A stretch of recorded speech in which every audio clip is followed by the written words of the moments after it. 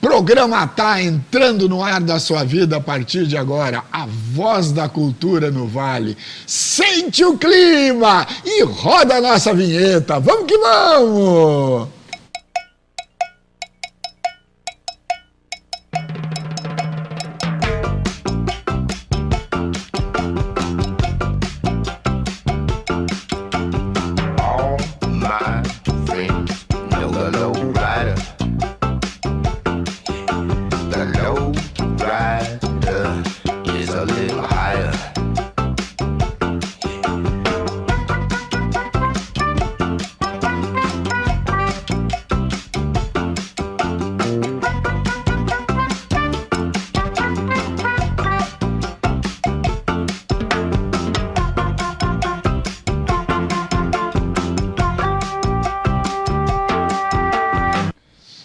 A gente está só começando o programa, tá? Eu tô me divertindo aqui, tô rindo, tô descobrindo coisas da nossa convidada de hoje que nem eu sabia, mas que coisa boa, muito bom. Olha só, o nosso programa hoje, 21 horas, se você está assistindo o programa, 9 horas da noite, nova temporada do nosso programa, tá? Toda sexta-feira, às 21 horas, logo depois do Estação Hamburgo. Agora, se você está assistindo esse programa num outro horário, por exemplo, Vivian, minha produção, quais são os outros horários do programa, tu lembra? Procura aí. Isso, acha aí, porque eu quero divulgar isso, é muito importante. Se você está assistindo esse programa lá pelas 4 da madrugada, às 9 da manhã de sábado, aquelas coisas assim. Qual é? Reprise fixa segunda às 4 horas. Segunda às 16 horas. Sábado às 11 horas da noite. Sábado às 11 horas da noite, horário nobre, hein? E quarta às 5h30 da tarde. Quartas-feiras às 17h30 então. São mais 3 programas, tá? Se você perdeu um pouquinho o início do programa de hoje, ou alguma coisa, ou já está aí, não pode assistir ele até o final, tem mais horários para isso, tá bom? A Voz da Cultura no Vale, hoje a gente vai conversar com uma pessoa que fazia tempo que eu não via, gente. E quando chegou aqui, a gente já começou a desvendar assuntos, fotografias e coisas assim, porque na época dela, que não faz muito tempo não, ela foi considerada a melhor fotógrafa de Novo Hamburgo. Todas as meninas, todos os eventos, aquela cobertura total. Juliana de Jesus, quanto tempo, muito boa noite, muito boa tarde, enfim. Como é que tu tá, guria? Eu tô feliz de estar aqui, muito obrigada pela oportunidade, fiquei bem feliz pelo convite. Olha, faz muito tempo, 20 anos, pelo menos que a gente não se via, eu acho. Meu Deus do céu, como eu tô ficando velho, né? E eu continuo fazendo as mesmas palhaçadas. Pois tu falaste em 40 anos que tu estás na tua atividade, faz por aí uns 40 alguma coisa, que eu comecei na fotografia. Poxa vida. 40 anos. 40 anos esse ano. Teu pai, Lauro Diogo de Jesus, ele era fotógrafo também? Ele era jornalista. Quando começou o Jornal NH, ele, o Mário Alberto e o Paulo Sérgio eram muito amigos. E o Feijó também. Eles eram muito amigos. E o pai ajudava nas fotografias. Ele começou naquela época a ser cronista do Jornal NH. Ele fazia, em todas as quartas-feiras, de toda a minha vida que eu me lembro, ele fazia uma crônica para o jornal e ajudava eles naquele começo, assim, e depois passou o resto da vida fazendo a crônica das quartas-feiras. Mas ele não era fotógrafo. O jornal tem 60 e poucos anos, né, me parece, o Jornal NH. Então, 40 anos era praticamente o início, são 20 anos, mas o jornal começou lá na Pedro Adams, se eu não me engano, depois foi o Grupo Sinos, né? Isso. Ali para Frederico Link. E foi na Frederico Link, eu acho que eu conheci o Lauro também. E eu comecei como comecei como fotógrafo, o jornal começou há 60 anos, então. Sim. E eu comecei como fotógrafa há 40. 40. E parei de fotografar fazem 4 anos, mais ou menos. Parou por quê? Vamos começar por aí. Olha, quando eu comecei, a gente trabalhava com equipamento analógico, obviamente, né? Sim. Então, as máquinas eram infinitamente mais pesadas que hoje em dia.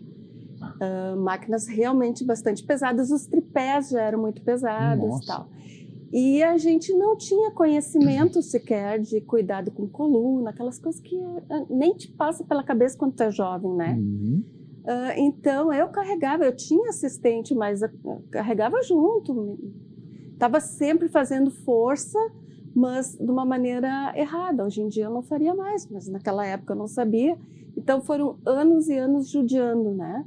Daí eu tive uma crise bem forte, uns 10 anos antes de parar, consegui me reabilitar, trabalhei mais 10 anos, e daí quando voltei a ter crises de dores de coluna muito fortes, eu tive que começar a fotografar sentada, e isso é uma coisa completamente inútil para um fotógrafo, tu não tem como fotografar sentado. Então foi uma época que eu comecei eu tive a ideia de trabalhar com bebês, porque eu botei uma pessoa que virou minha sócia para manipular os bebês. Entrou a moda do newborn, que era uma coisa nova, fotografar recém-nascidos.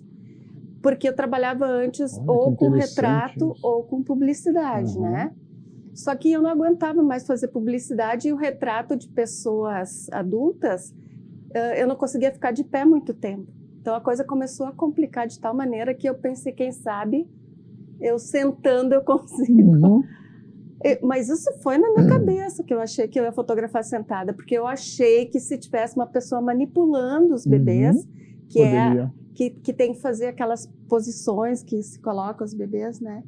Que daria certo, mas na verdade não dá. Eu acho que eu não me lembro quantos anos eu fiquei fotografando os bebês, até que nem sentar não dava mais. Daí eu fui tratar da minha saúde. Da saúde. E consegui, na verdade, eu consegui me reabilitar de tal maneira que hoje em dia eu consigo fazer praticamente tudo que eu fazia antes. Só que agora eu não tenho mais nada de fotografia. Aquela vontade de fotografar? Não, nem tenho vontade também não, mas logo depois que eu parei de fotografar, eu fiquei muito triste, muito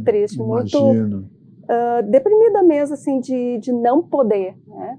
E daí eu guardei uma parte do equipamento e guardei flashes e tal, porque eu achei que talvez, pelo menos a família, quando eu ficasse melhor, eu ia querer.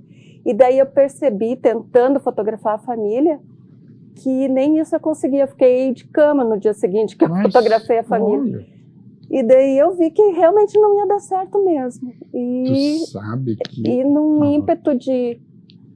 Assim, para não sofrer com aquilo, eu vendi tudo. Não, olha, se eu tiver 2 tripés lá em casa, é muito, né? Puxa. Não tem mais nada. Mas tu partiu para uma outra situação que depois a gente vai falar, tá? Eu ainda quero ficar um pouco na fotografia. As meninas, as festas de 15 anos, baile de debutantes, essas coisas todas, as meninas te procuravam, eu sei que era uma coqueluche e um privilégio ser fotografada pela Juliana de Jesus. Inclusive eu fui fotografado pela Juliana de Jesus, vestido de palhaço. Inclusive isso, ele ficou sabendo hoje, que ele não sabia. Eu não sabia. Naquela época que eu te fotografei, eu tive 5 páginas no meu trabalho publicado numa revista que se chamava Iris Photo, que era uma revista francesa, mas a edição brasileira dela era Iris Photo no Brasil. E eles me deram 5 páginas.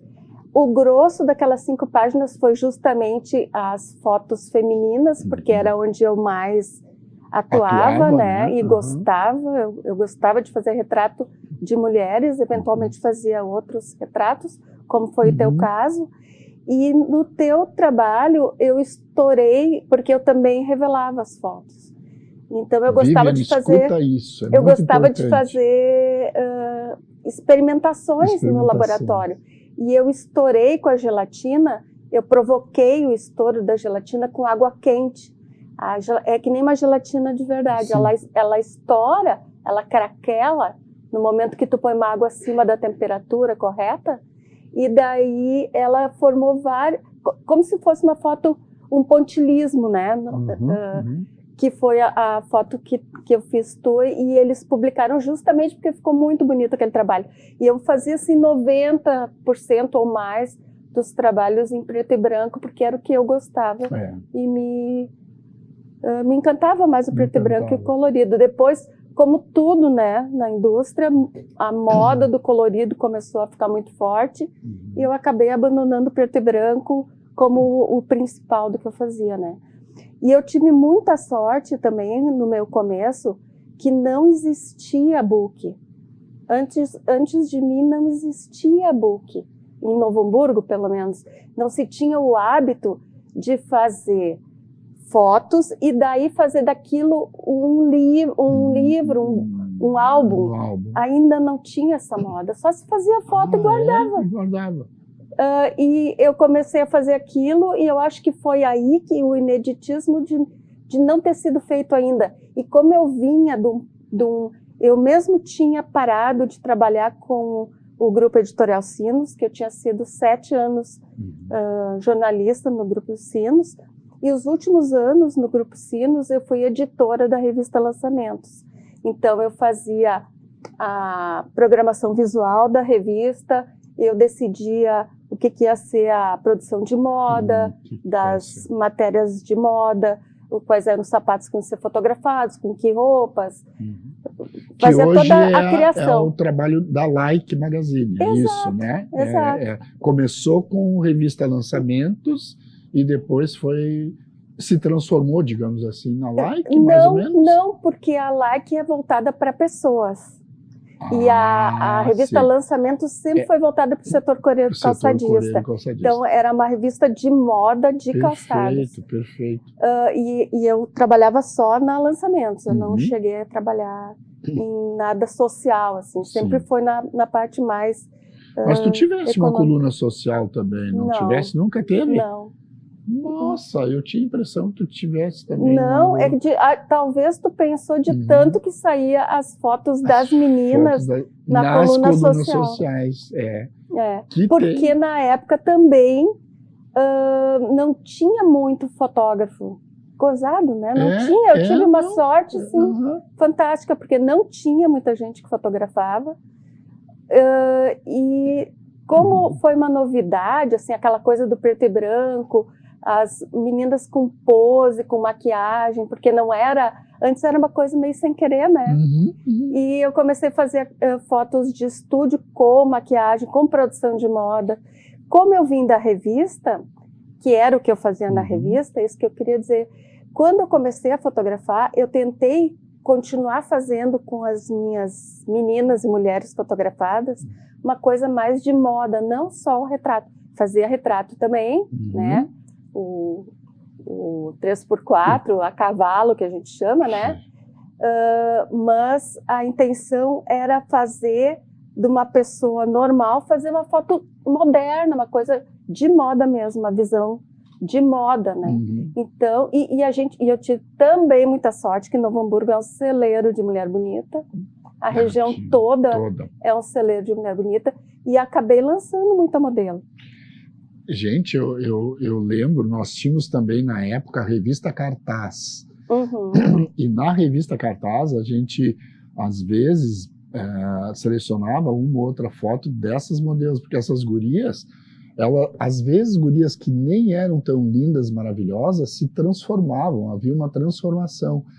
E isso é muito legal, eu acho isso muito bacana, a valorização que tu dava para essas pessoas, às vezes, mais simples, não era só a alta sociedade, as mulheres bonitas, não. Tinha também meninas, né? Principalmente por isso que eu falei. Isso também é uma coisa que eu descobri fazendo. E porque eu gosto muito da figura feminina, sempre gostei. Eu acho que basicamente qualquer mulher bem produzida dá uma foto boa. Então, é o ângulo. Todo mundo tem alguma coisa bonita, sabe? É o ângulo, é o olhar, alguma coisa eu conseguia tirar. E como eu realmente sempre fui muito entusiasta do que eu mesmo fazia, porque eu gostava muito, né? eu ia me empolgando à medida que eu ia conseguindo tirar delas aquela coisa que estava dentro delas, que às vezes nem elas sabiam, talvez por timidez, talvez porque não tinham experimentado aquele jeito de cabelo. Não tinham feito aquela teatro roupa, na Paranoia, que não existia ainda, né? Então, mas é uma coisa muito assim, que às vezes a mulher se desconhece, né? Não parou para olhar com ela. Nem a gente sabe mesmo, né? A gente é a pessoa que menos conhece a gente própria. Porque tu não fica fazendo caras e bocas na frente. Normalmente não se fica fazendo não, né? caras e bocas na frente da TV, né? Do espelho e tal. Então as pessoas começavam a se empolgar comigo também, porque eu realmente me empolgava com elas e eu ia puxando aquilo e elas iam se empolgando junto e aquilo vinha, né? Nossa, eu fui muito feliz na minha profissão. Tu tem noção de quantas... Milhares de pessoas. Não tem, é difícil, né? Não tem. E tu fazia cobertura também de eventos, por exemplo, baile de debutantes, essas coisas? Nada. Não. Sabe por quê? Porque como eu tinha feito... nessa época, eu estava terminando minha faculdade de Belas Artes, que eu tinha feito Belas Artes. E eu tinha muita necessidade de colocar coisa artística no meio do meu trabalho. Então, por isso que eu ia para o laboratório experimentar, em vez de passar porque a gente revela com bacias, né? Com os químicos, vai passando de um químico para o outro nas bacias. Em vez de passar nas bacias, eu pincelava aquilo, eu pincelava o papel. Então, em vez de sair a foto certinha, ela saía como se fosse uma pintura. meio maluca, assim. Eu gostava muito de meter a mão. É uma loucura, ela inovou até na questão. Eu gostava muito de botar o lado artístico mesmo na coisa, né?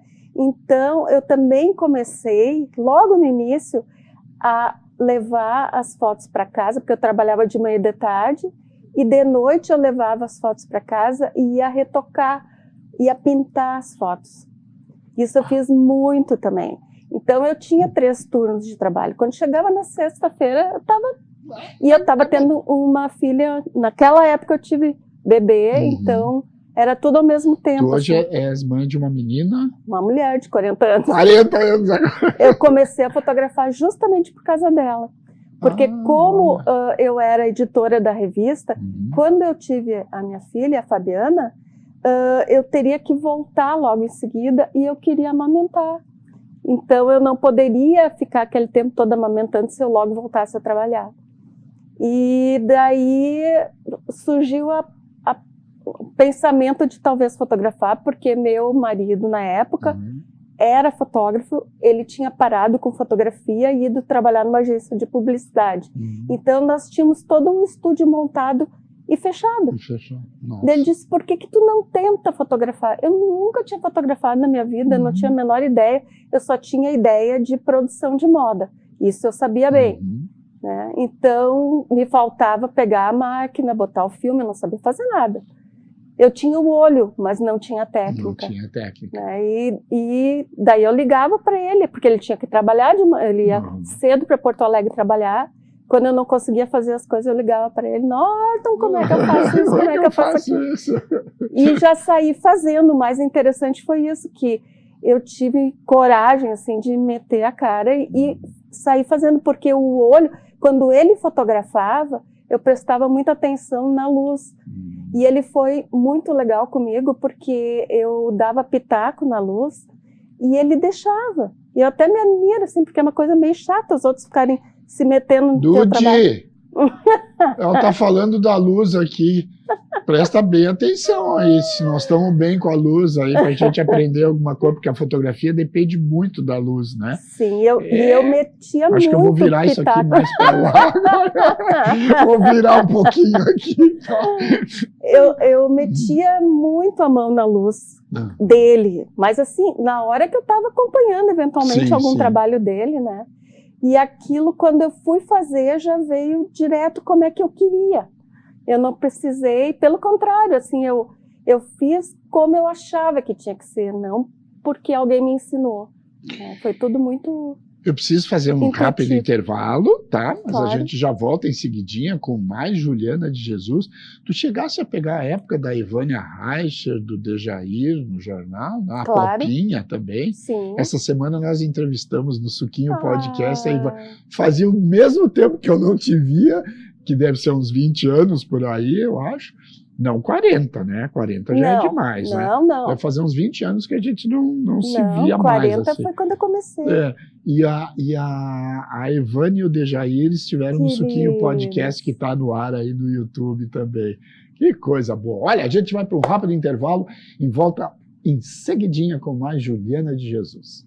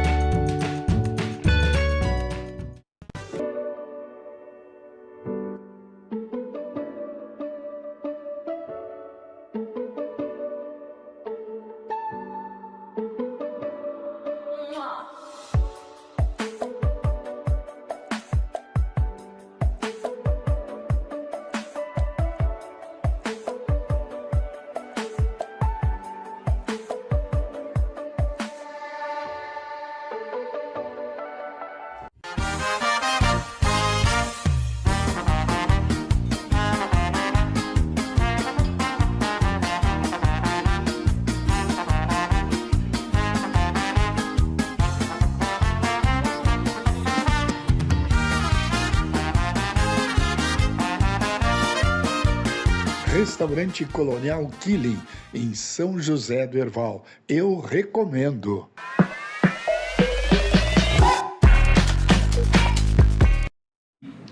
Voltando com o nosso programa à tarde hoje, a Voz da Cultura no Vale. Lembrando, toda sexta-feira, 21 horas, encontro marcado aqui na sua Vale TV e sempre com artistas. Tem pessoal do teatro, pessoal da dança, pessoal da literatura, das artes plásticas. Todo mundo se encontra aqui no nosso programa à tarde. É uma coisa boa. Já foram mais de 150 pessoas que passaram por aqui só dessa área cultural, que o programa é programa de cultura, por isso que a gente chama de Voz da Cultura no Vale. É porque o Jornal NH deu muito apoio à cultura e, de uma certa forma, parou um pouco com isso. Agora que está voltando também, assim. Aliás, quero mostrar para vocês, olha aqui, ó, Pororoca Cultural. Dude, se tu puder aproximar um pouquinho, eu não sei se dá para ver. Aqui, ó, coluna de hoje, né? Que nós estamos, olha lá, ó. Pororoca Cultural será atração nesta sexta-feira. Contracapa do jornal, tá aí, ó. Então, ao mesmo tempo que nós estamos aqui, eu estou no Centro de Cultura. Já pensou? O que faz, né? A televisão, Legal. a fotografia, essas coisas, elas dão essa oportunidade de tu estares em 2 lugares ao mesmo tempo. É verdade. Eu me dei conta agora, né? 21 horas iniciou o nosso programa. Agora são 21h35, mais ou menos. O programa, a Pororoca Cultural, está acontecendo no Centro de Cultura. É o Encontro das Artes, a Pororoca Cultural. Que legal, Encontro dos adorei. Artistas. Porque, afinal de contas, hoje, 27 de março, é o Dia Mundial do Teatro e Dia Internacional do Circo. Então tá aqui, ó, uma palhaçada só e tal.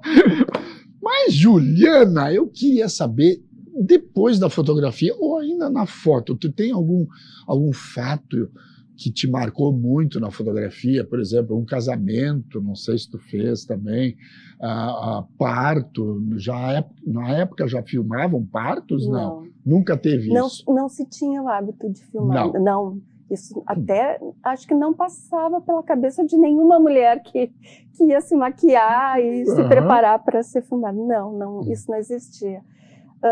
Na verdade, as minhas lembranças assim foram de acidentes, né? Sempre o que marca a gente.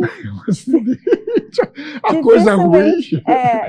Infelizmente, o que acaba marcando são acidentes. Eu tive vários, principalmente na área publicitária, que é onde as coisas mais inesperadas acontecem, né?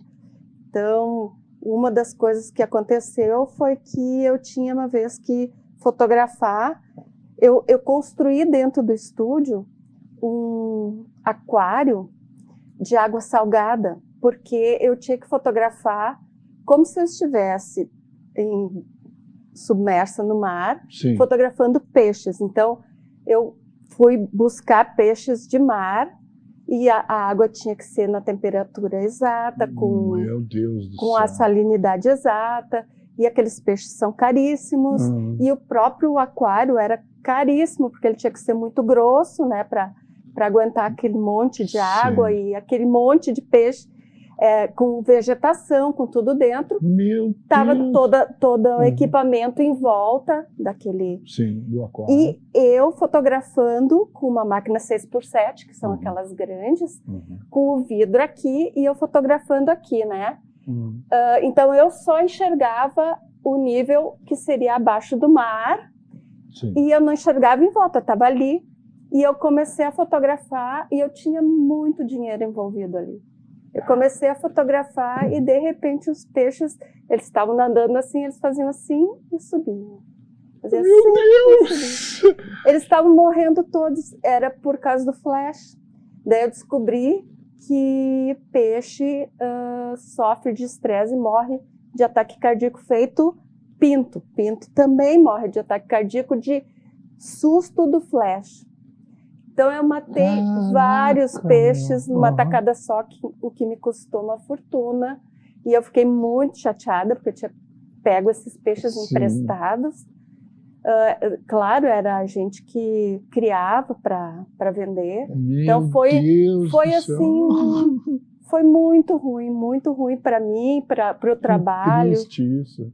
Nossa, aconteceu tanta coisa de acidente, assim. Uma vez eu tinha que fazer um trabalho com uma modelo que ela, em volta do seio dela, ia ser esculpida uma escultura e ela ia ter uma roupa da cintura para baixo, mas nos seios eles estavam envoltos por uma escultura. E veio um escultor, um artista plástico, fazer essa escultura na menina. Ele fez nos 2 seios. Aquilo levou, assim, a preparação deve ter levado umas 2 horas para começar a pensar em fotografar.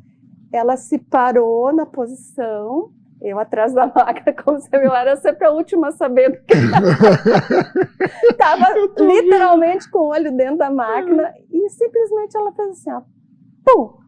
Ela desmaiou e desmaiou completamente reta para baixo, ou seja, as duas esculturas se foram, e foi porque, como ela era modelo, ela não tomou café da manhã para estar magérrima.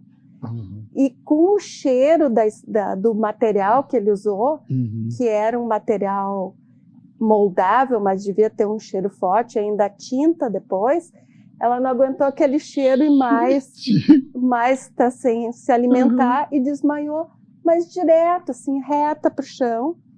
E daí começa tudo de novo. E a gente tinha prazo, né? Então isso era uma coisa muito estressante do trabalho, que sempre as modelos, muitas vezes, as modelos vinham de longe e o cachê delas era muito mais do que o meu cachê e mais de todo mundo que estava ali, né? Eu fotografei gente que o cachê era mais que um carro. Então, era um drama sempre para a gente não errar, não passar do prazo, porque elas tinham, assim, diária de 8 horas de trabalho. Tu não podia passar. Se só a produção para montar aquela estrutura era umas 2 horas, fora a maquiagem, fora cabelo, fora a minha parte, né? Imagina ela desmaiando e nós tendo que começar tudo de novo. Isso foi outra coisa. Eu matei pinto uma vez, que eu não sabia também. Eu também não sabia que pinto estressa, né? Matei pinto, porque ele tinha que ficar parado. Hoje em dia eu me arrependo muito dessas coisas, mas já passou, né? E eu era jovem, fazendo umas bobagens assim. Ele tinha que ficar em cima da mesa. E claro que o pinto não queria ficar ali. Claro. E daí alguém disse, cola ele em cima. E daí eu colei. Colou o pinto em cima da mesa. E daí eu dei um flashaço e ele, pum! Os pezinhos não saindo dali, ele, pum! Porque o pinto também morre de estresse. Então, pinto, peixe morre de estresse. Eu não sabia disso. Vocês sabiam disso, gurias? Nunca. O pintinho também. Coitado, então, assim, muita coisa aconteceu. Quer dizer, dá um programa inteiro só de dá um livro. De coisa, dá um livro. Você já pensou em escrever um livro? Não pensei. E dá um livro, principalmente com relação a pessoas. Só que daí é aquela coisa que tu nem pode contar. Sim, tem coisas que tu vai ter que... Mas tem cada coisa, assim, inacreditável que eu passei fotografando pessoas, porque, gente, tu nunca sabe o que pode acontecer, né? Então, olha, daria um livro. Juliana, passou... Há 4 anos tu não fotografa mais, é isso? Mais de 4 anos. Mas tu enveredou por um outro lado agora, que estamos numa exposição. Inclusive eu quero pedir para nossa produção botar botar na tela aí a exposição. Ela está acontecendo no Espaço Cultural Dr. Liberato de Campo Bom. Né? Isso, ela já esteve aqui em Novo Hamburgo, essa mesma exposição. Aonde foi em Novo Hamburgo? Na Glass Mall. Glass Mall. E depois ela foi para o Swan Tower. Tá. E agora a mesma exposição. E vai para outros lugares? Já tem previsão de outros lugares? Não, está fechado em outros lugares. Mas o que é essa exposição? Enquanto tu estás falando, a gente vai colocar as imagens. Pode ser, Bruno? Olha aí.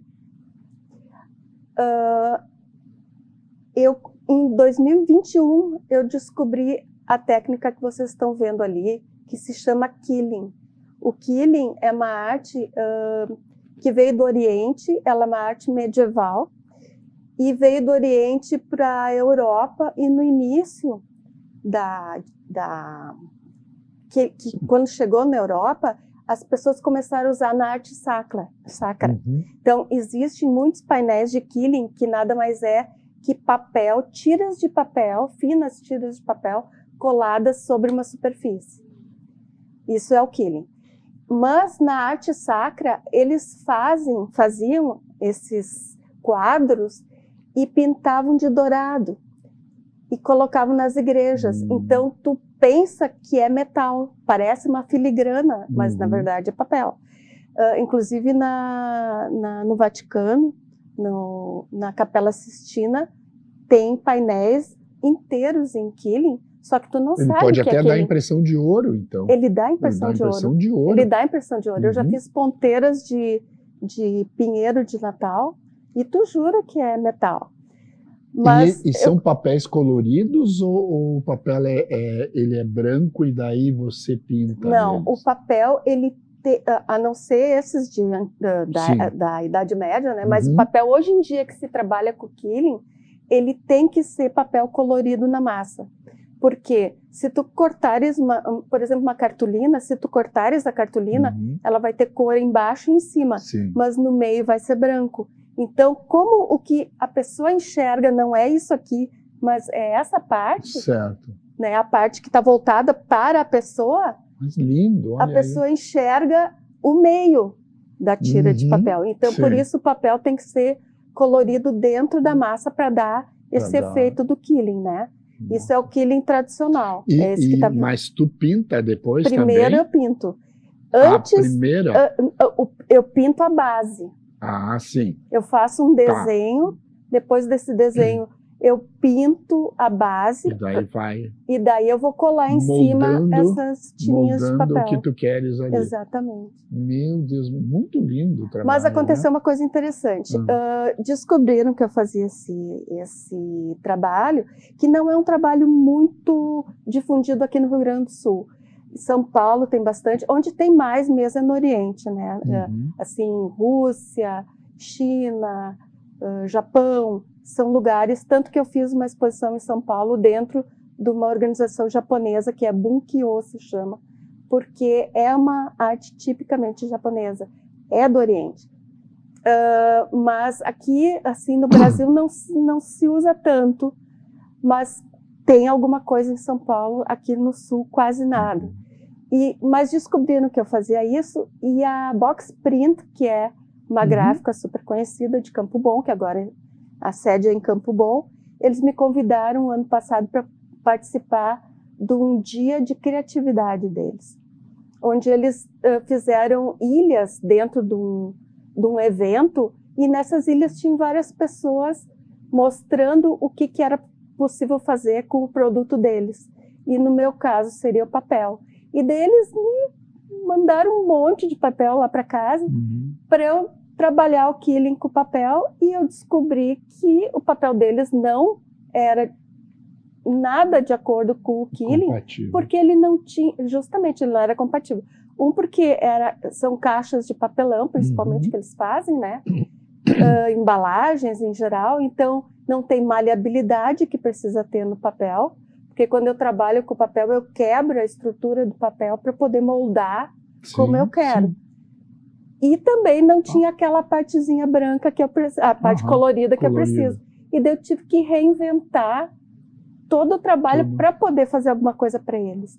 No momento que eu reinventei, abriu assim um horizonte, que agora o quilling é só parte do meu trabalho. O quilling é um pedaço do trabalho, e agora eu me intitulo artista de papel, não de quilling. Artista do papel.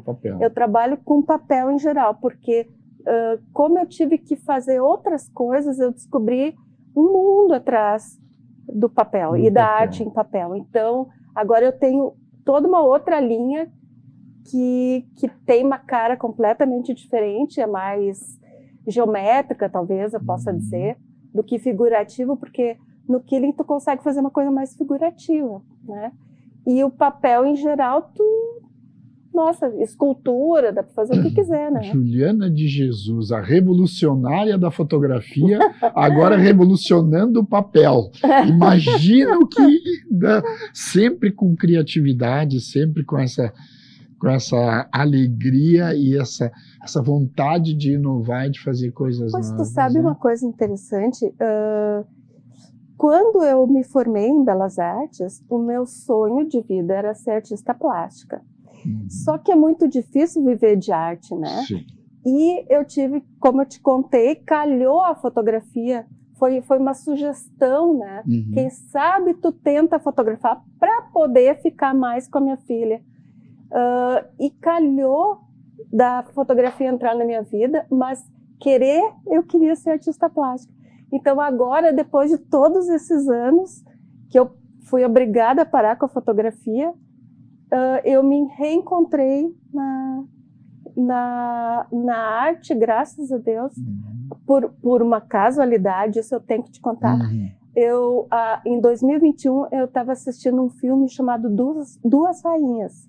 É a história da Elizabeth I e a prima dela, que ela assassinou. É esse filme.